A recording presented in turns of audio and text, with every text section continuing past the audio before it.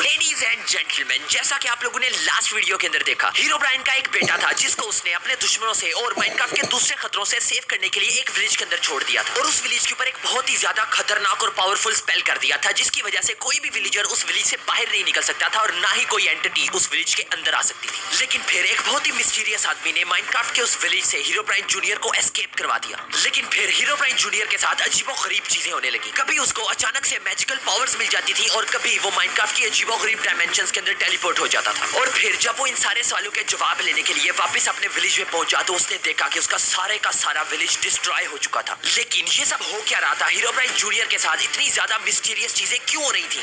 Let's find out.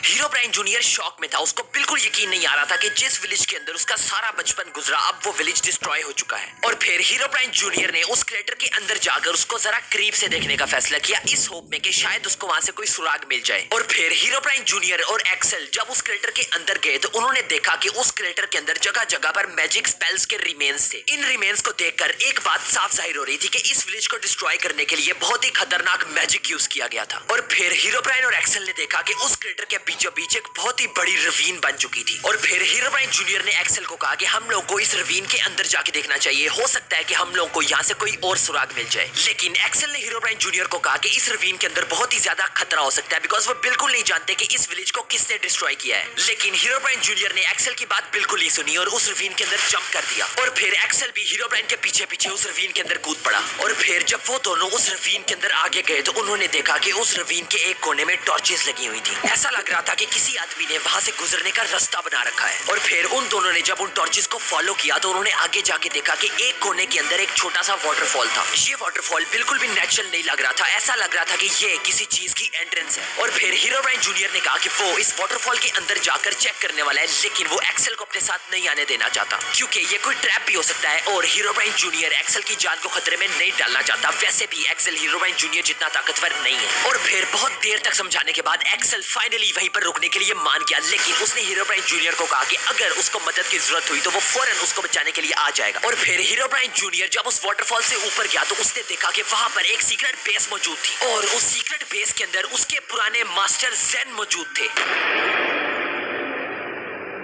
Herobrine junior master जेन को देखकर बहुत खुश हुआ और फिर उसने मास्टर जेन से पूछा कि आखिर वहां पर हुआ क्या था और उनका विलेज कैसे डिस्ट्रॉय हुआ। मास्टर जेन ने हीरोब्राइन जूनियर को बताया कि जब हीरोब्राइन जूनियर उनका विलेज छोड़कर चला गया था तो उसके साथ ही वो स्पेल भी गायब हो गया था, वो स्पेल जो कि उनके विलेज की प्रोटेक्शन करता था। और फिर एक दिन किसी मिस्टीरियस डार्क एंटिटी ने उनके विलेज के ऊपर अटैक किया और उस पूरे विलेज को डिस्ट्रॉय कर दिया। मास्टर जेन किसी तरह बड़ी मुश्किल से उस अटैक में बच गया और इस रवीन के अंदर अपनी एक सीक्रेट बेस बना ली बिकॉज उसको पता था कि हीरोब्राइन जूनियर एक ना एक दिन जरूर वापस आएगा। और फिर हीरोब्राइन जूनियर ने मास्टर जेन को अपने साथ होने वाली उन मिस्टीरियस चीजों के बारे में बताया कि कैसे उसके अंदर मिस्टीरियस पावर्स आ रही थी और वो अजीबोगरीब जगहों पर टेलीपोर्ट हो रहा था। और फिर मास्टर जेन ने कहा कि एक ऐसा राज है जो कि हीरोब्राइन जूनियर से सारी जिंदगी छुपा कर रखा गया है, लेकिन अब वक्त आ गया है कि हीरोब्राइन जूनियर को उसकी सच्चाई के बारे में बता दिया जाए। और फिर मास्टर जेन ने हीरोब्राइन जूनियर को the great legendary Herobrine senior की सारी कहानी सुनाई और उसको बताया कि वो माइनक्राफ्ट की हिस्ट्री के सबसे बड़े hero the great legendary Herobrine का बेटा है। और फिर मास्टर जेन ने कहा कि माइनक्राफ्ट की दुनिया के ऊपर एक दफा फिर से काले बादल मंडरा रहे हैं और इस दफा माइनक्राफ्ट की दुनिया को बचाने की सारी जिम्मेदारी हीरोब्राइन जूनियर पर है और अब उसको ही हीरोब्राइन के अधूरे काम को पूरा करना पड़ेगा और माइनक्राफ्ट की दुनिया को इस नए खतरे से बचाना होगा। लेकिन वो सब करने से पहले हीरोब्राइन जूनियर को हर सूरत के अंदर नल को ढूंढना होगा। जूनियर ने मास्टर जेन से पूछा कि आखिर ये नल कौन है और फिर मास्टर जेन ने कहा कि नल वही आदमी है जिसने द ग्रेट लेजेंडरी हीरोब्राइन को मारा था। ये सुनते ही हीरोब्राइन जूनियर को बहुत ज्यादा गुस्सा आ गया। वो अपने बाप की मौत का बदला लेना चाहता था। लेकिन जाने से पहले मास्टर जेन ने हीरोब्राइन जूनियर को कहा कि वो उसको एक चीज देना चाहता है। वो कई सालों से इस सीक्रेट बेस के अंदर बंद होकर एक मैजिकल आर्मर तैयार कर रहा था हीरोब्राइन जूनियर के लिए और अब वो आर्मर तैयार हो चुका है। हीरोब्राइन जूनियर ने वो मैजिकल आर्मर पहना और नल से बदला लेने के लिए निकल पड़ा।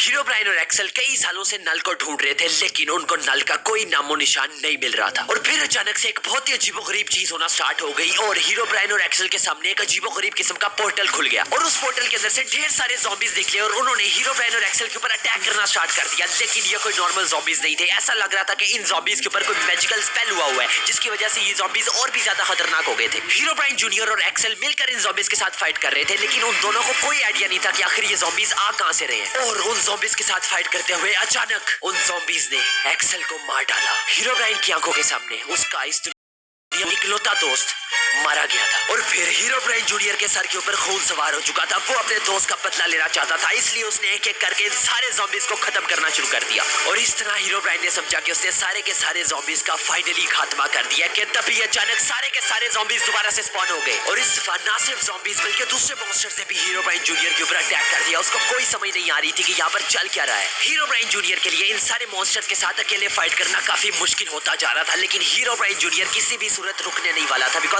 इन्हीं मॉन्स्टर्स ने उसके इकलौते दोस्त को मारा था और वो हर सूरत अपने दोस्त का बदला लेने वाला था। और एक दफा फिर से हीरोब्राइन जूनियर ने वहां पे मौजूद सारे मॉन्स्टर्स को मार दिया और फिर वो अपने दोस्त की चेस्ट प्लेट और स्वॉर्ड देखने गया, जो कि उसके दोस्त की आखिरी निशानी थी। लेकिन वो ज़ॉम्बीज रुकने का नाम ही नहीं ले रहे थे। एक दफा फिर से वहां पर ढेर सारे ज़ॉम्बीज स्पॉन हो गए। अब हीरोब्राइन जूनियर काफी ज्यादा थक चुका था, बिकॉज वो ढेर सारे ज़ॉम्बीज को ऑलरेडी मार चुका था। और फिर तभी अचानक उन ज़ॉम्बीज के साथ फाइट करते हुए उसकी मैजिकल स्वॉर्ड गायब हो गई। वो बगैर स्वॉर्ड के इन सारे ज़ॉम्बीज के साथ फाइट बिल्कुल नहीं कर सकता था। और फिर वो फौरन से अपने दोस्त एक्सेल की स्वॉर्ड की तरफ भागा, उसकी स्वॉर्ड पिक की और उसकी स्वॉर्ड के साथ उन सारे ज़ॉम्बीज को मारना शुरू कर दिया। और फिर अचानक से उन सारे के सारे ज़ॉम्बीज के ऊपर लाइटनिंग गिरी और वो सारे ज़ॉम्बीज गायब हो गए। और इस तरह से हीरोब्राइन जूनियर वो फाइट तो जीत गया, लेकिन उसका इकलौता दोस्त एक्सेल इस दुनिया से चला गया। अब हीरोब्राइन जूनियर इस माइनक्राफ्ट की दुनिया के अंदर बिल्कुल अकेला रह गया था। एक्सेल हीरोब्राइन की तरह कोई मैजिकल एंटिटी नहीं था, बल्कि वो एक नॉर्मल ह्यूमन था और उसने अपनी जिंदगी हीरोब्राइन के साथ अपनी दोस्ती के लिए कुर्बान कर दी। एक्सेल अब इस दुनिया में तो नहीं रहा था, लेकिन वो हीरोब्राइन जूनियर के दिल में हमेशा जिंदा रहेगा।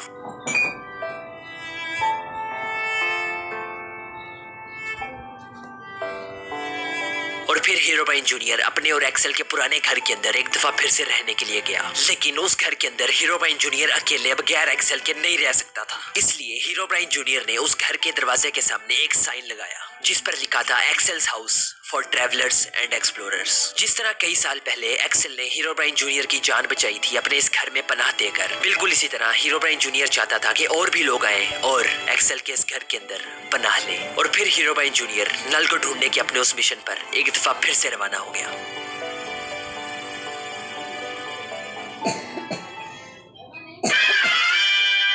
Thank you very much for watching. लेकिन रुको जाने से पहले नीचे कमेंट सेक्शन के अंदर बताते जाओ कि भाई आप लोग को आज की स्टोरी कैसी लगी और नेक्स्ट स्टोरी के अंदर आप लोग क्या क्या चीजें देखना चाहते हो। सही है। और मुझे एक और चीज भी बताओ, क्या मुझे हीरोब्राइन सीनियर को वापस लाना चाहिए? Herobrine junior and Herobrine senior मिलकर माइनक्राफ्ट वर्ल्ड को बचा सकते हैं, यही अच्छा होगा। लेकिन पहले मुझे कमेंट सेक्शन के अंदर बताओ ऐसा करना चाहिए या फिर नहीं। सही है।